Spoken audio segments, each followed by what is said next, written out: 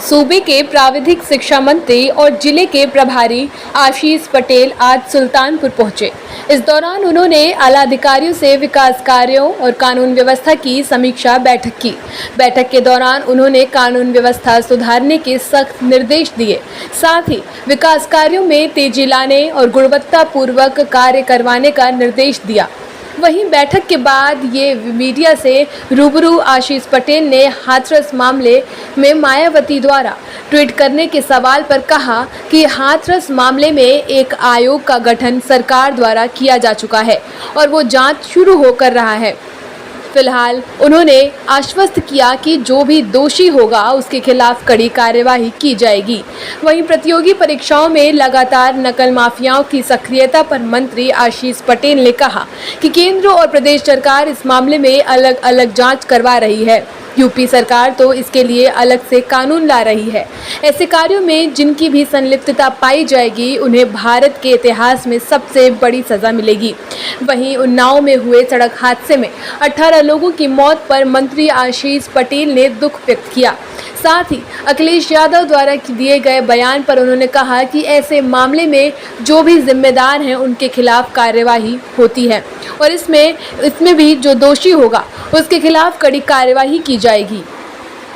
आज प्रभारी मंत्री के तौर पर जनपद सुल्तानपुर में विकास कार्यों की और कानून व्यवस्था की समीक्षा बैठक ली गई है। हमारे साथ सभी माननीय जनप्रतिनिधिगण, माननीय एमएलसी आदरणीय शैलेंद्र जी, माननीय विधायक राजबाबू उपाध्याय जी, माननीय पूर्व मंत्री विनोद सिंह साहब, माननीय विधायक सीताराम वर्मा जी, माननीय विधायक राजेश जी, माननीय जिला अध्यक्ष भाजपा आदरणीय डॉक्टर साहब और माननीय अध्यक्ष अपना दल अविनाश जी, सब लोग मौजूद रहे, सभी अधिकारी रहे और जनपद के कराए गए कार्यों को और जनपद में कानून व्यवस्था से संबंधित सभी विषयों पर विस्तृत बातचीत।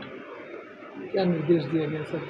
निश्चित रूप से जहां पर कानून व्यवस्था का जहां प्रकरण था वहां पर आवश्यक निर्देश दिए गए और जहां पर विकास कार्य थे उनकी समीक्षा करते हुए जहां कमी बेसी रही उसको ठीक करने के निर्देश दिए गए।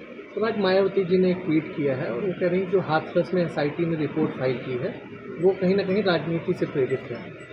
देखिए, एक आयोग का गठन हो चुका है और उस आयोग अपनी जांच कार्रवाई प्रारंभ कर रहा है। जो भी दोषी पाया जाएगा उसके विरुद्ध कड़ी कार्रवाई होगी। मंत्री जी, जो परीक्षा एजेंसियां हैं, एनटीए है, सीयूईटी का एग्जाम हुआ, सभी में आरोप लग रहे हैं कि सभी में पक्षपात हुआ है, मुन्नाभाई सक्रिय हैं।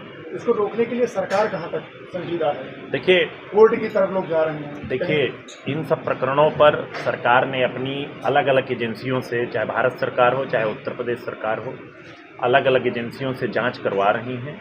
और अभी तो उत्तर प्रदेश सरकार ने कुछ दिन पहले आपने देखा होगा बहुत कड़ा कानून लाया है कि इस प्रकार के कार्यों में संलिप्त किसी भी व्यक्ति को भारत के इतिहास में अब तक सबसे बड़ी सजा दी जाने वाली है। ऐसा प्रोविज़न कर दिया गया है। मंत्री जी, उन्नाव में एक एक्सीडेंट हुआ है, 18 लोगों की जान गई है। अखिलेश यादव जी ने सरकार पे आरोप लगाया है कि कहीं ना कहीं सरकार लापरवाही की, हाईवे की पेट्रोलिंग होती है वो नियमित नहीं हुई, जिसके कारण यह हादसा हुआ। उसके लिए भाजपा जिम्मेदार है। देखिए, सबसे पहले मैं अपनी पूरी सुल्तानपुर जनपद के हमारे सभी जनप्रतिनिधियों की ओर से भी और अपनी ओर से भी सभी मृतकों के परिवार वालों को अपनी शोक संवेदना व्यक्त कर रहा हूँ। और निश्चित तौर पे ऐसी दुर्घटना मन को बहुत आहत करती है और जहाँ इस प्रकार की दुर्घटनाओं में जो भी जिम्मेदार व्यक्ति है उसके विरुद्ध सरकार कार्रवाई करती है और इस प्रकरण में भी कार्रवाई करेगी। मंत्री, जिला अस्पताल में कई वर्षों से यहाँ पर डायग्नोस्टिक वो नहीं, रेडियोलॉजिस्ट नहीं, उस पर क्या कहेंगे?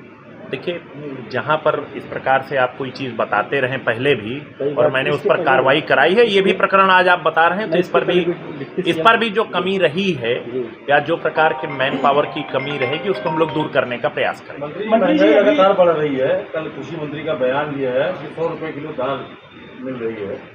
देखिए, सरकार हर ज़रूरतमंद को हर ज़रूरतमंद चीज़ उपलब्ध कराने का प्रयास करती है और अगर कहीं कोई कमी बेसी रह जाती है तो उसको भी अपने स्तर से तमाम प्रकार के जो कानून हैं उनको लागू करके उसको ठीक करने का प्रयास करता है। अगर ऐसा कोई प्रकरण है तो हम लोग उसको ठीक करेंगे।